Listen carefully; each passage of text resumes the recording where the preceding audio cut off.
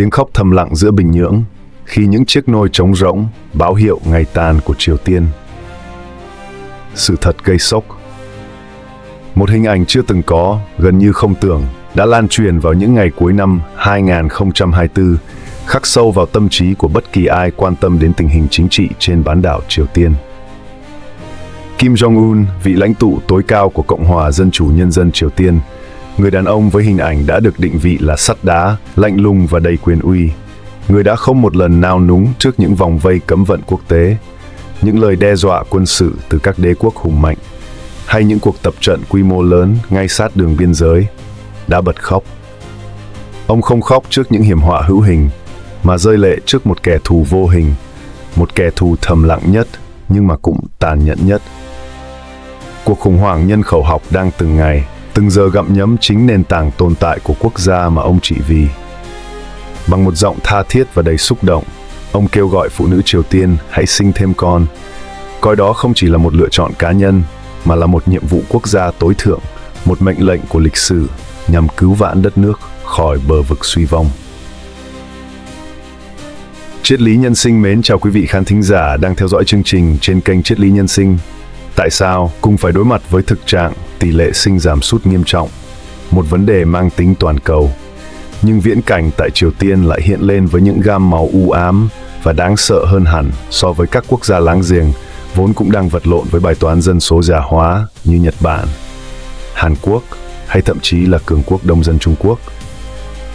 Để lý giải điều này, không thể chỉ nhìn vào những con số thống kê khô khan mà cần phải lật lại những trang sử đầy biến động của chính Triều Tiên, phân tích những quyết định mang tính bước ngoặt trong quá khứ và nhìn thấu vào cấu trúc kinh tế xã hội đặc thù, mong manh của một quốc gia đã lựa chọn con đường tự cô lập gần như hoàn toàn với thế giới bên ngoài. Bởi lẽ, khi dân số cạn kiệt, khi sức mạnh của những khẩu hiệu tuyên truyền không còn đủ để lay động lòng người, khi lòng trung thành cũng dần phai nhạt theo những khó khăn của cuộc sống thường nhật, chế độ kéo dài 3 thế hệ của dòng họ Kim sẽ phải đối mặt với một thử thách có lẽ là lớn nhất trong toàn bộ lịch sử tồn tại của mình. Nguy cơ sụp đổ từ chính bên trong, một sự sụp đổ lặng lẽ nhưng không kém phần tàn khốc. Bóng ma, những chiếc nôi trống rỗng và hồi chuông báo tử lặng lẽ. Trong nhận thức phổ quát, sức mạnh của một quốc gia thường được đo đếm bằng những đạo quân hùng hậu, những cỗ máy chiến tranh hiện đại, những nền kinh tế khổng lồ với các tập đoàn đa quốc gia vươn tầm ảnh hưởng toàn cầu, hay những kho vũ khí hạt nhân được cất giữ cẩn mật trong các hầm ngầm kiên cố, sẵn sàng răn đe bất kỳ kẻ thù nào. Thế nhưng, có một chỉ số khác, một thước đo thầm lặng hơn, nhưng lại mang tính quyết định sâu sắc hơn tất cả đối với sự trường tồn và phát triển bền vững của một dân tộc. Đó chính là tổng tỷ suất sinh, TFR, Total Fertility Rate. Chỉ số này không đo lường số lượng đầu đạn hạt nhân hay giá trị GDP, mà đo lường số con trung bình mà một người phụ nữ sẽ sinh ra trong suốt độ tuổi sinh sản của mình. Các nhà nhân khẩu học trên khắp thế giới đã nhiều lần lên tiếng cảnh báo với một sự đồng thuận gần như tuyệt đối rằng nếu chỉ số TFR của một quốc gia giảm xuống dưới ngưỡng 2,1 trẻ trên một phụ nữ, một con số được coi là mức sinh thay thế tối thiểu để duy trì sự ổn định dân số tự nhiên, thì quốc gia đó, dù có tiềm lực quân sự hay kinh tế hùng mạnh đến đâu, cũng không cần đến bom đạn, chiến tranh xâm lược hay những lệnh cấm vận kinh tế hà khắc để đi đến bờ vực của sự sụp đổ. Bởi lẽ, dân số của họ sẽ tự động suy giảm, teo tóp dần qua từng thế hệ, và cuối cùng là tiêu vong trong im lặng, khi số người qua đời vượt xa số trẻ em được sinh ra, để lại một khoảng trống không thể bù đắp. Cộng hòa Dân chủ Nhân dân Triều Tiên, một quốc gia vốn đã phải vật lộn với vô vàn khó khăn từ sự cô lập và các lệnh trừng phạt quốc tế, nay lại đang phải đối mặt với một cuộc chạy đua tuyệt vọng với thời gian, khi chỉ số TFR của nước này đã rơi xuống mức đáng báo động, chỉ còn 1,79 trẻ trên một phụ nữ. Với dân số hiện tại ước tính khoảng 26 triệu người, các chuyên gia dự báo rằng Triều Tiên sẽ bắt đầu chứng kiến sự suy giảm dân số thực tế, mà không thể đảo ngược, bắt đầu từ năm 2034. Một nghịch lý đáng chú ý là, nếu chỉ đơn thuần nhìn vào con số TFR tuyệt đối, Triều Tiên dường như vẫn còn ở một vị thế khá khẩm hơn so với một số quốc gia phát triển và thịnh vượng trong khu vực. Trung Quốc, quốc gia đông dân nhất thế giới, hiện cũng đang phải đối mặt với mức TFR chỉ còn khoảng 1,7. Nhật Bản, một cường quốc kinh tế, đã chạm đáy lịch sử với TFR chỉ còn 1,2. Và Hàn Quốc, người anh em ở phía nam bán đảo, thậm chí còn gây choáng váng toàn cầu với mức TFR thấp đến khó tin, chỉ còn 0,68 trẻ trên một phụ nữ, một con số báo hiệu một cuộc khủng hoảng nhân khẩu học nghiêm trọng bậc nhất thế giới. Vậy, tại sao cùng một vấn đề là tỷ lệ sinh thấp, nhưng cơn ác mộng nhân khẩu học tại Triều Tiên lại được đánh giá là mang một sắc thái nguy hiểm và cấp bách hơn nhiều, đến mức có thể trực tiếp đe dọa sự tồn vong của cả một chế độ? Câu trả lời không nằm ở bản thân con số TFR, mà nằm ở chính nền tảng chống đỡ kinh tế xã hội vô cùng khác biệt giữa Triều Tiên và các quốc gia này. Nhật Bản, Hàn Quốc và ở một mức độ nhất định là Trung Quốc là những nền kinh tế phát triển hoặc đang trên đà phát triển rất cao với trình độ khoa học công nghệ tiên tiến. Họ sở hữu những robot công nghiệp có khả năng làm việc không mệt mỏi, những hệ thống tự động hóa tinh vi trong các nhà máy và nguồn vốn đầu tư khổng lồ cho nghiên cứu và phát triển, cho phép họ duy trì năng suất và bù đắp phần nào sự thiếu hụt lao động chân tay khi dân số già đi. Quan trọng hơn, họ đã xây dựng được những mạng lưới an sinh xã hội tương đối toàn diện và vững chắc, bao gồm hệ thống y tế, giáo dục, lương hưu và các quỹ phúc lợi xã hội, đủ sức để gánh đỡ phần nào gánh nặng tài chính và xã hội khi tỷ lệ người cao tuổi trong dân số ngày một gia tăng. Triều Tiên, ngược lại, không hề sở hữu những bộ đệm kinh tế công nghệ đó. Với tổng sản phẩm quốc nội GDP bình quân đầu người chỉ vỏn vẹn khoảng 1.217 đô la Mỹ, thuộc nhóm những quốc gia nghèo nhất và kém phát triển nhất trên thế giới,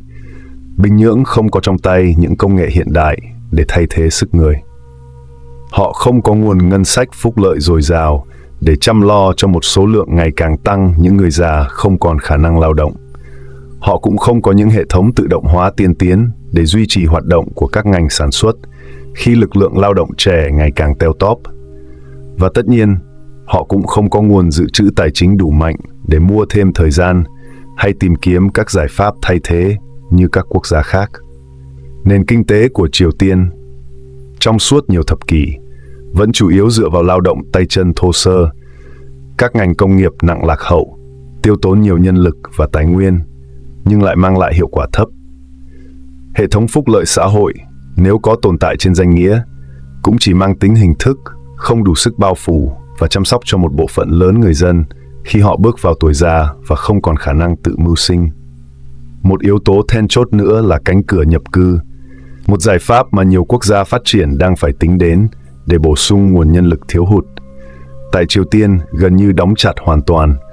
với tỷ lệ lao động nhập cư xấp xỉ bằng không. Ngược lại một cách trớ trêu, trong khi không có người đến, dòng người tìm cách trốn chạy, đào thoát bất hợp pháp khỏi đất nước, dù đối mặt với vô vàn hiểm nguy, lại có xu hướng ngày càng gia tăng, làm trầm trọng thêm tình trạng thiếu hụt nhân lực và chảy máu chất xám. Ở các quốc gia phát triển, việc tỷ lệ sinh giảm xuống mức thấp thường được xem là một hệ quả gần như tất yếu, một sản phẩm phụ của sự tiến bộ kinh tế xã hội và sự thay đổi trong nhận thức của người dân. Khi tỷ lệ tử vong ở trẻ em giảm xuống mức cực thấp nhờ những tiến bộ vượt bậc của y học hiện đại và hệ thống chăm sóc sức khỏe cộng đồng, các gia đình không còn cảm thấy áp lực phải sinh nhiều để dự phòng như các thế hệ trước. Phụ nữ ngày càng có trình độ học vấn cao hơn, tham gia tích cực hơn vào thị trường lao động và có quyền tự chủ lớn hơn trong việc quyết định số phận của mình, bao gồm cả quyền kiểm soát khả năng sinh sản thông qua việc tiếp cận dễ dàng các biện pháp tránh thai hiện đại, an toàn và hiệu quả. Bên cạnh đó, chi phí để nuôi dạy một đứa trẻ ở các đô thị hiện đại đã trở nên vô cùng đắt đỏ, từ chi phí nhà ở, giáo dục chất lượng cao, chăm sóc y tế chuyên sâu, các loại hình bảo hiểm, cho đến vô vàn các khoản chi phí khác liên quan đến các hoạt động ngoại khóa và phát triển cá nhân,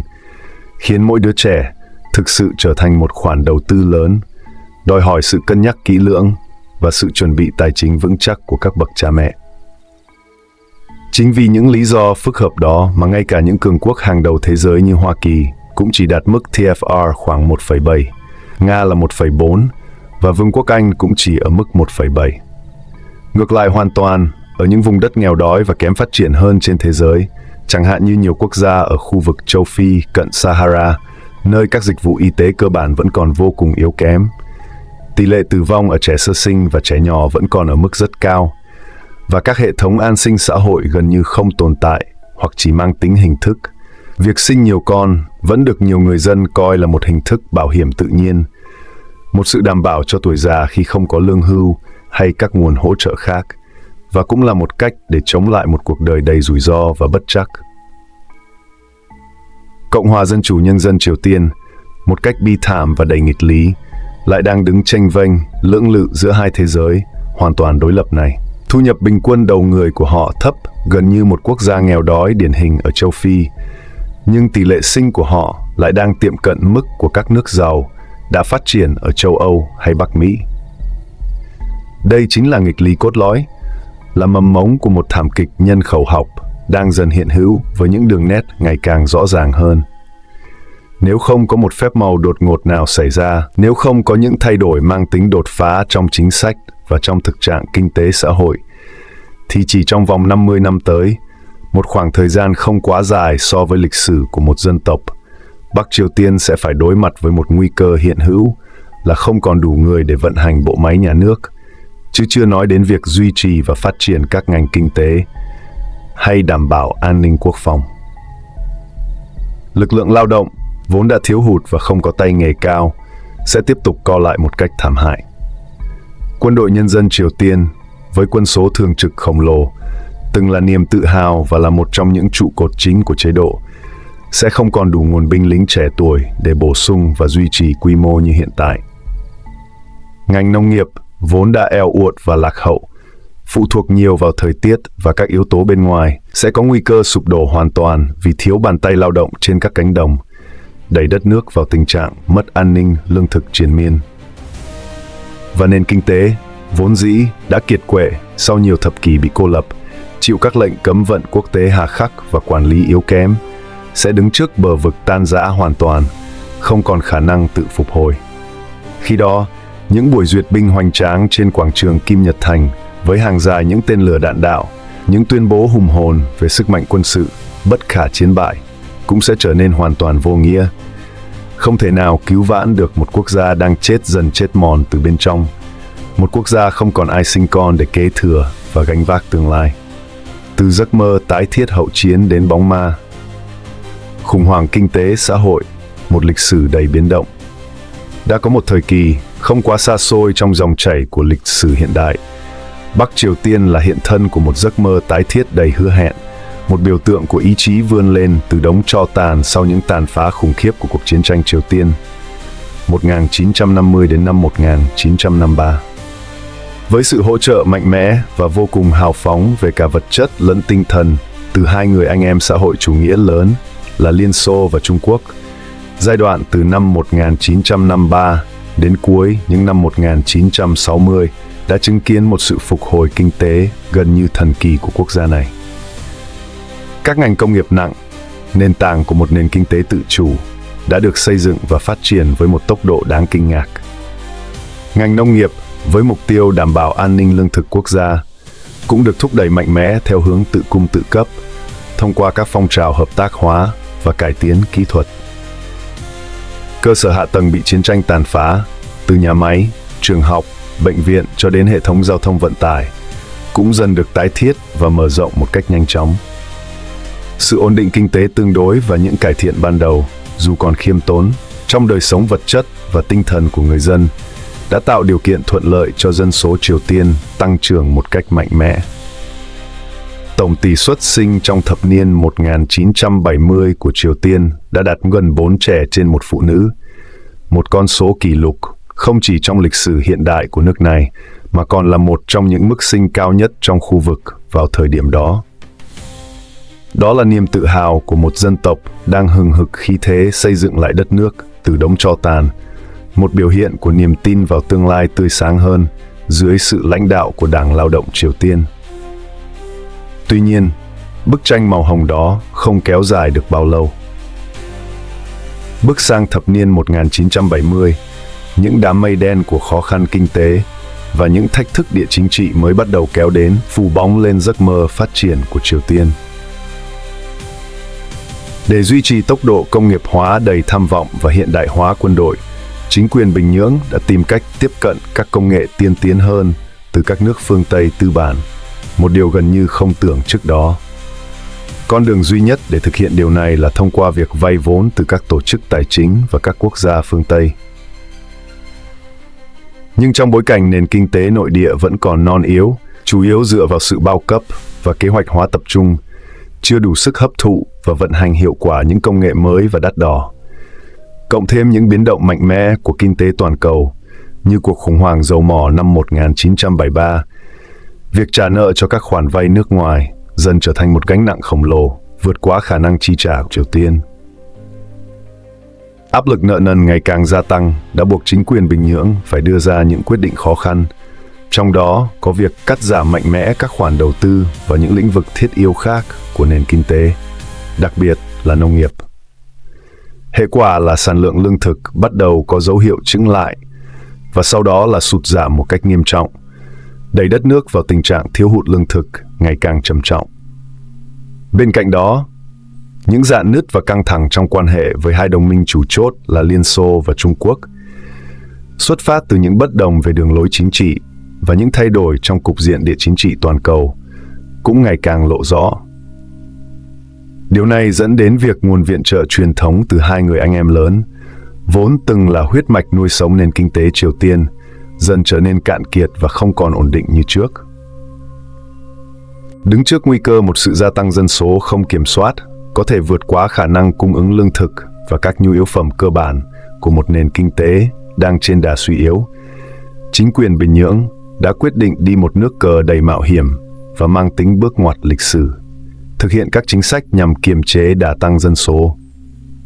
Khẩu hiệu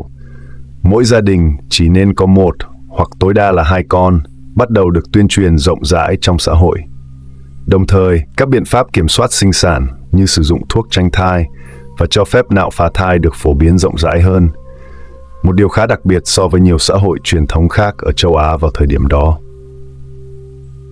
Về mặt thống kê thuần túy, chính sách này đã phát huy hiệu quả gần như tức thời. Tổng tỷ suất sinh của Triều Tiên đã giảm một cách đáng kể, từ mức 2,8 trẻ trên một phụ nữ vào năm 1980 xuống chỉ còn 1,9 trẻ trên một phụ nữ vào năm 2000. Một thành công tưởng chừng như đáng kinh ngạc trong việc kiểm soát dân số. Tuy nhiên, có lẽ vào thời điểm đó, ít ai, kể cả những nhà hoạch định chính sách hàng đầu ở Bình Nhưỡng, có thể ngờ rằng những biện pháp tưởng chừng như hợp lý và cần thiết trong ngắn hạn ấy lại chính là những nhát cuốc đầu tiên đào sâu thêm mồ chôn cho một thảm họa dân số dài hạn. Một quả bom nổ chậm đã chính thức được kích hoạt và bắt đầu đếm ngược. Bước vào đầu những năm 1990, một biến cố địa chính trị mang tính toàn cầu, một sự kiện làm rung chuyển cả thế giới, đã giáng một đòn chí mạng, gần như không thể chống đỡ vào nền kinh tế vốn đã vô cùng mong manh của Triều Tiên: sự sụp đổ và tan rã của Liên bang Xô Viết. Triều Tiên đột ngột mất đi đối tác thương mại lớn nhất, nhà cung cấp viện trợ quan trọng nhất về kinh tế và quân sự, và cũng là một chỗ dựa ý thức hệ vững chắc trong cuộc đối đầu với phương Tây. Một cuộc khủng hoảng kinh tế toàn diện với quy mô chưa từng có, nhanh chóng bùng nổ trên khắp đất nước.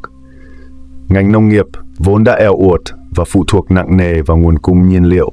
phân bón, thuốc trừ sâu và máy móc nông nghiệp nhập khẩu từ Liên Xô và các nước Đông Âu theo cơ chế ưu đãi, gần như bị đình trệ hoàn toàn khi các nguồn cung này đột ngột bị cắt đứt. Sản lượng lương thực sụt giảm ở mức báo động. Trong khi đó, thiên tai như lũ lụt và hạn hán lại liên tiếp giáng thêm những đòn tàn khốc vào một nền nông nghiệp đang trong cơn hấp hối. Kết quả là một cuộc khủng hoảng lương thực tàn khốc và kéo dài, bắt đầu từ khoảng năm 1994 và lên đến đỉnh điểm vào những năm 1997 đến năm 1998. Giai đoạn này được chính người dân Triều Tiên và cả thế giới biết đến với cái tên đầy cay đắng và ám ảnh: cuộc hành quân gian khổ. Nạn đói đã cướp đi sinh mạng của hàng trăm ngàn người, thậm chí một số ước tính còn cho rằng con số này có thể lên đến hàng triệu người, để lại những vết thương không bao giờ có thể liền sẹo trong lòng xã hội Triều Tiên và trong ký ức của những người còn sống sót. Chính trong hoàn cảnh khốn cùng và tuyệt vọng của cuộc hành quân gian khổ, vai trò của người phụ nữ Triều Tiên cũng đã có những thay đổi mạnh mẽ và mang tính bước ngoặt lịch sử. Khi hệ thống phân phối lương thực và nhu yếu phẩm của nhà nước gần như sụp đổ hoàn toàn, khi cái đói và cái chết rình rập từng gia đình, họ đã trở thành lực lượng chính, là trụ cột để giữ gìn sự sống mong manh cho cả gia đình. Phụ nữ Triều Tiên đã phải đảm nhận vô số vai trò trong một nền kinh tế phi chính thức, một nền kinh tế thị trường tự phát manh nha, hình thành từ chính sự sụp đổ của hệ thống kế hoạch hóa tập trung. Họ tham gia vào việc buôn bán nhỏ lẻ ở các khu chợ trời tự phát, buôn bán đủ thứ từ thực phẩm, quần áo cho đến các vật dụng gia đình. Họ làm các công việc thời vụ, nhận các công việc gia công hay tham gia vào bất kỳ hoạt động nào có thể mang lại một chút thu nhập, dù là ít ỏi. Tất cả chỉ để kiếm từng đồng tiền, từng bát gạo nuôi sống chồng con và cha mẹ già. Trong bối cảnh đó, việc kết hôn và sinh con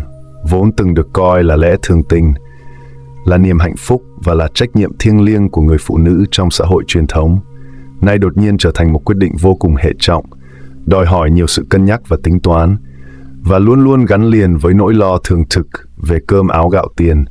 về một tương lai đầy bất định và không có gì đảm bảo.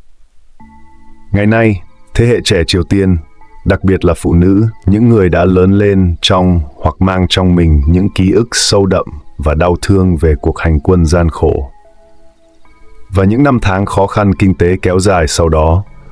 có một xu hướng ngày càng rõ rệt là trì hoãn việc kết hôn và thận trọng hơn rất nhiều trong việc quyết định lập gia đình và sinh con. Đây không hẳn là một sự chối bỏ các giá trị gia đình truyền thống,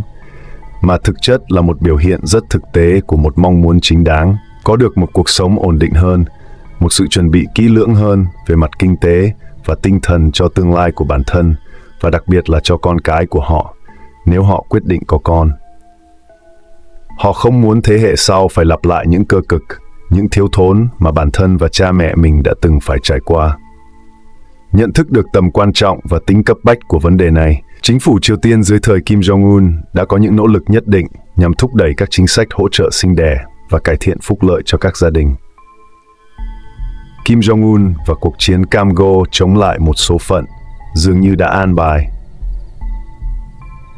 Đứng trước những biến động nhân khẩu học mang tính không thể đảo ngược và những hệ lụy ghê gớm của nó đối với sự ổn định và phát triển lâu dài của đất nước, nhà lãnh đạo tối cao Kim Jong-un, người đã kế thừa quyền lực từ cha và ông nội, đã chọn cách không khoanh tay đứng nhìn. Dù biết rằng đây là một cuộc chiến vô cùng cam go và gần như không có cơ hội chiến thắng một cách dễ dàng. Ông đã phát động một cuộc chiến âm thầm nhưng đầy quyết tâm, một cuộc chiến nhằm giành lại thế hệ tương lai cho đất nước Triều Tiên. Một cuộc chiến chống lại một số phận dường như đã được định đoạt bởi những sai lầm trong quá khứ và những quy luật khắc nghiệt của tự nhiên. Từ giữa thập niên 2010, khi những dấu hiệu đầu tiên của cuộc khủng hoảng nhân khẩu học bắt đầu trở nên rõ ràng hơn, chính quyền Bình Nhưỡng đã liên tục thúc đẩy các chiến dịch tuyên truyền và khuyến khích sinh đẻ trên quy mô lớn. Những gia đình đông con, những người mẹ sinh nhiều con được ca ngợi như những biểu tượng của lòng yêu nước, của sức sống mãnh liệt của dân tộc Kim Nhật Thành, Kim Chính Nhật, và được nêu gương sáng trên các phương tiện truyền thông nhà nước, từ báo chí, đài phát thanh cho đến truyền hình. Những bà mẹ sinh 3, sinh 4, những trường hợp hiếm hoi và được coi là điềm lành, thậm chí còn được hưởng các chính sách ưu tiên đặc biệt về hỗ trợ nhà ở, cung cấp thực phẩm chất lượng cao và thuốc men miễn phí từ nhà nước. Đồng thời, một trong những biện pháp cụ thể nhằm khuyến khích sinh đẻ là chính sách nghỉ thai sản dành cho phụ nữ cũng được kéo dài lên đến 240 ngày. Một khoảng thời gian tương đối dài so với nhiều quốc gia khác, nhằm tạo điều kiện tốt hơn cho họ trong quá trình sinh nở và nuôi dưỡng con nhỏ trong những năm tháng đầu đời. Trên lý thuyết, những nỗ lực này cho thấy một sự thay đổi lớn trong nhận thức của giới lãnh đạo Triều Tiên về tầm quan trọng và tính cấp bách của vấn đề dân số, cũng như một sự điều chỉnh nhất định trong các ưu tiên chiến lược quốc gia, không chỉ tập trung vào quân sự và quốc phòng, mà còn bắt đầu quan tâm hơn đến các vấn đề xã hội thiết yếu. Tuy nhiên, trong thực tế, những thách thức mà các chính sách này phải đối mặt vẫn còn vô cùng lớn và nan giải, gần như không thể vượt qua chỉ bằng những lời kêu gọi hay những biện pháp hỗ trợ mang tính hình thức. Mức trợ cấp sinh đẻ hiện tại, theo một số nguồn tin từ những người đào thoát hoặc các tổ chức quốc tế, chỉ vào khoảng 3.000 won Triều Tiên cho mỗi đứa trẻ. Với tỷ giá hối đoái thực tế trên thị trường tự do, con số này rõ ràng là quá ít ỏi, gần như không có giá trị đáng kể, không thể nào đủ để bù đắp, dù chỉ một phần nhỏ, những khó khăn kinh tế chồng chất mà các gia đình trẻ đang phải đối mặt hàng ngày. Từ chi phí ăn uống thiếu thốn, quần áo cho đến các nhu yếu phẩm cơ bản khác vốn đã vô cùng khan hiếm và đắt đỏ. Hệ thống y tế dù luôn được nhà nước Triều Tiên khẳng định là một thành tựu vĩ đại của chủ nghĩa xã hội, cung cấp dịch vụ hoàn toàn miễn phí cho mọi người dân, cũng không tránh khỏi tình trạng thiếu thốn trầm trọng về thuốc men, trang thiết bị y tế hiện đại, và cả đội ngũ y bác sĩ có trình độ chuyên môn cao, đặc biệt là ở các vùng nông thôn xa xôi, hẻo lánh, nơi điều kiện sống còn nhiều khó khăn. Trước thực tế phũ phàng và đầy thách thức này, chính quyền Bình Nhưỡng dường như vẫn kiên trì với cách tiếp cận mang nặng tính truyền thống. Một cách tiếp cận đã được áp dụng trong suốt nhiều thập kỷ qua. Đó là tập trung chủ yếu vào việc củng cố ý thức hệ xã hội chủ nghĩa, kêu gọi lòng yêu nước vô bờ bến, tinh thần hy sinh vì tập thể và trách nhiệm công dân của mỗi người, hơn là tìm cách tháo gỡ một cách căn cơ và hiệu quả những rào cản thực sự về kinh tế và xã hội đang ngăn cản các gia đình trẻ quyết định sinh thêm con. Các quy định mới mang tính áp đặt và có phần cực đoan, thể hiện sự bế tắc trong việc tìm kiếm giải pháp, như cấm hoàn toàn việc phá thai, trừ những trường hợp đặc biệt vì lý do y tế nghiêm trọng, đe dọa tính mạng người mẹ. Cấm sử dụng các biện pháp tránh thai lâu dài như cấy vòng tránh thai và siết chặt kiểm soát thị trường chợ đen đối với các loại thuốc tránh thai đã được triển khai trên diện rộng. Mục tiêu duy nhất của những biện pháp này là nhằm ngăn chặn bằng mọi giá xu hướng tỷ lệ sinh tiếp tục sụt giảm, bất chấp những hệ lụy tiêu cực có thể xảy ra đối với sức khỏe sinh sản của phụ nữ và quyền tự quyết của mỗi cá nhân. Song ở trong lòng xã hội Triều Tiên, những thay đổi về nhận thức, về quan niệm sống, về giá trị cá nhân và về kỳ vọng tương lai đã diễn ra một cách âm thầm nhưng vô cùng sâu sắc, đặc biệt là trong thế hệ trẻ, những người có cơ hội tiếp xúc dù hạn chế với những luồng thông tin từ thế giới bên ngoài thông qua các phương tiện truyền thông không chính thống. Khi điều kiện sống vẫn còn quá nhiều khó khăn, khi tương lai của bản thân và con cái vẫn còn mờ mịt và thiếu những đảm bảo vững chắc về giáo dục, y tế và cơ hội việc làm, và những lời kêu gọi hy sinh vì đất nước, sinh thêm con để gánh vác tương lai của dân tộc, khó lòng lay động được một thế hệ trẻ vốn đã mang trong mình quá nhiều ưu tư, trăn trở và cả những hoài nghi về con đường mà đất nước đang đi. Kim Jong-un, với sự nhạy cảm chính trị đặc biệt, được trui rèn qua nhiều năm tháng, nắm giữ quyền lực tuyệt đối, chắc chắn thấu hiểu hơn ai hết tình hình nguy cấp này. Ông hiểu rằng không thể nào chỉ dựa vào sức mạnh quân sự, vào những tên lửa đạn đạo xuyên lục địa hay những vũ khí hạt nhân tối tân để đảo ngược một sự suy yếu đang diễn ra từ chính bên trong lòng đất nước, từ chính nền tảng xã hội. Ông cũng hiểu rằng nếu thiếu đi một thế hệ kế tiếp đủ đông đảo, khỏe mạnh và có trình độ, thì dù cho quân đội có lớn mạnh đến đâu, dù cho các công trình xây dựng có hoành tráng đến mức nào, nền tảng thực sự của sức mạnh quốc gia, của sự trường tồn dân tộc vẫn sẽ dần dần suy tàn và mục ruỗng từ bên trong. Bởi vậy, khoảnh khắc cuối năm 2023, khi ông rơi những giọt nước mắt hiếm hoi trước đám đông và bằng một giọng tha thiết, gần như cầu khẩn, kêu gọi phụ nữ Triều Tiên hãy sinh thêm con đi, đó không chỉ đơn thuần là một chiến dịch chính sách mới hay một động thái mang tính tuyên truyền nhằm lấy lòng dân chúng. Đó có lẽ là một lời khẩn cầu chân thành, một tiếng lòng tuyệt vọng của một nhà lãnh đạo đã nhìn thấy trước một tương lai không mấy sáng sủa, một viễn cảnh đầy u ám cho dân tộc mình nếu không có những thay đổi mang tính đột phá. Không còn những tuyên bố ngạo nghễ thường thấy trên các diễn đàn quốc tế, không còn những lời đe dọa hùng hồn nhắm vào những kẻ thù tưởng tượng hay có thật ở bên ngoài. Chỉ còn lại hình ảnh một con người đang cố gắng gánh trên vai một vận mệnh quá nặng nề của cả một dân tộc, cố gắng níu giữ lấy những tia hy vọng mong manh cuối cùng cho thế hệ mai sau, cho sự tồn vong của một chế độ và một đất nước. Tương lai nào đang chờ đợi Triều Tiên? những ngả đường mong manh trước mắt. Không chỉ riêng Triều Tiên, bài toán nhân khẩu học với những chiếc nôi ngày càng trống rỗng, gánh nặng của một dân số già hóa ngày càng tăng và những hệ lụy kinh tế xã hội sâu rộng của nó đang thực sự khiến cả thế giới, từ những quốc gia phát triển nhất cho đến những nước đang phát triển, phải trăn trở và đau đầu tìm kiếm những lời giải hiệu quả và bền vững. Chúng ta không thể nào cười nhạo người khác đang phải đối mặt với khó khăn vào ngày hôm trước, để rồi chính mình lại trở thành một bài học cay đắng cho những người khác vào ngày hôm sau. Mỗi quốc gia, dù lớn hay nhỏ, dù theo thể chế chính trị nào, đều cần phải nghiêm túc nhìn vào những gì đang diễn ra ở những nơi khác trên thế giới, cũng như tự soi chiếu lại chính mình, để thấu hiểu sâu sắc hơn những quy luật vận động khách quan của xã hội và rút ra những kinh nghiệm quý báu, những bài học thành công cũng như thất bại cho con đường phát triển của riêng mình trong tương lai. Cộng hòa Dân chủ Nhân dân Triều Tiên có thể đã cố gắng tự cô lập mình với phần còn lại của thế giới trong suốt nhiều thập kỷ qua, xây dựng nên một bức tường thành vững chắc cả về vật chất lẫn tinh thần.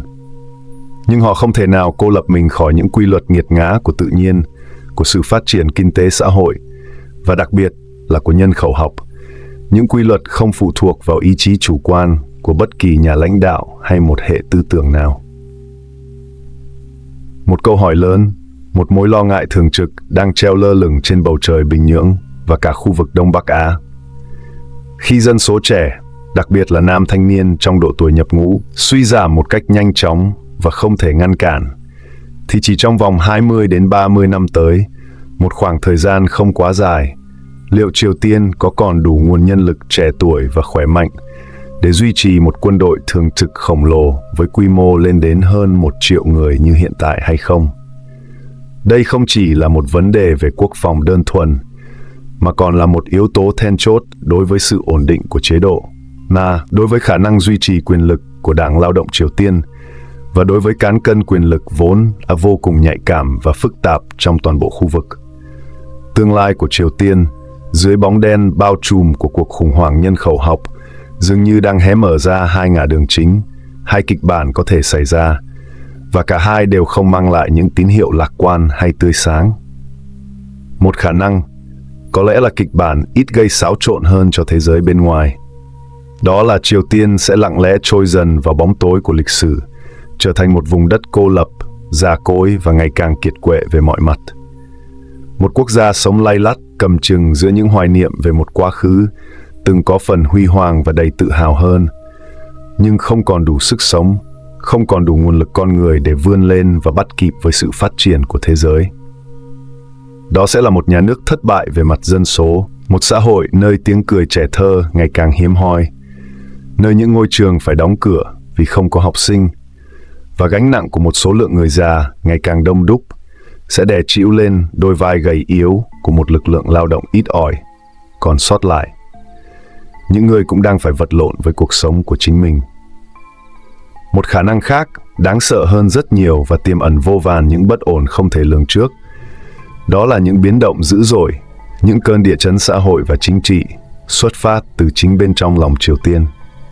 Đó có thể là những làn sóng di cư ồ ạt với quy mô chưa từng có trong lịch sử, khi người dân không còn tìm thấy bất kỳ hy vọng nào ở lại quê hương, khi cuộc sống trở nên quá cùng cực và tuyệt vọng. Đó có thể là những bất ổn xã hội lan rộng, những cuộc biểu tình phản kháng, hay thậm chí là sự sụp đổ của trật tự hiện hành, dẫn đến những cú sốc chính trị và nhân đạo nghiêm trọng, có khả năng làm rung chuyển toàn bộ sự ổn định mong manh của khu vực Đông Bắc Á. Khi đó, các cường quốc trong và ngoài khu vực sẽ buộc phải đối mặt với những bài toán địa chính trị và nhân đạo vô cùng phức tạp và hóc búa, những vấn đề mà không một quốc gia nào có thể đơn độc giải quyết. Trong mọi kịch bản có thể xảy ra ấy, dù là sự suy tàn lặng lẽ hay những biến động dữ dội, một sự thật vẫn luôn hiển nhiên và không thể nào chối cãi. Sức mạnh thực sự và bền vững của một quốc gia không chỉ nằm ở trong kho vũ khí hạt nhân tối tân, được cất giữ kỹ lưỡng, không chỉ thể hiện qua những cuộc duyệt binh rầm rộ, lộng lẫy trên quảng trường Kim Nhật Thành, với những hàng dài binh lính và khí tài quân sự. Sức mạnh đó nằm ở chính trong trái tim, trong trí tuệ, trong sức khỏe, và quan trọng nhất là trong tương lai của thế hệ trẻ, những người sẽ kế thừa và xây dựng đất nước. Nếu những chiếc nôi vẫn tiếp tục trống rỗng ngày này qua ngày khác,